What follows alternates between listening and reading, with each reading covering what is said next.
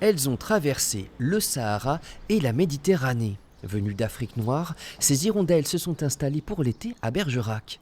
Un spectacle qui a de quoi ravir Claude Soubiran, amoureux de la nature, engagé depuis 40 ans dans la Ligue de protection des oiseaux.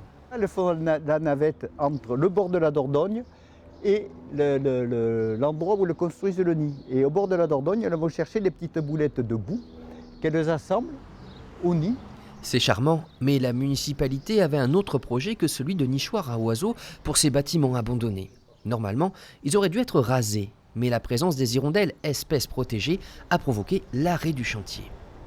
On nous parlait de 150 000 euros et prison si jamais on ne dérogeait pas. Voilà. Oui, donc vous avez pris ça au sérieux? Nous avons pris ça très au sérieux et nous avons de suite arrêté le chantier. Bon, il n'y avait pas non plus d'urgence par rapport à la réalisation. Les hirondelles n'ont pas toujours droit à autant de faveurs. Dans bien des cas, leurs nids sont détruits sans ménagement parce que ça fait pas propre. Des oiseaux qui peinent aussi à se nourrir à cause de la diminution du nombre d'insectes. Sur le Bergeracois, je suis plusieurs colonies, des vieilles colonies, et d'année en année, je vois que ça décline. 40% de la population des hirondelles a disparu. Les bâtiments squattés par les hirondelles pourront probablement être détruits à l'automne, après le départ de ces migrateurs.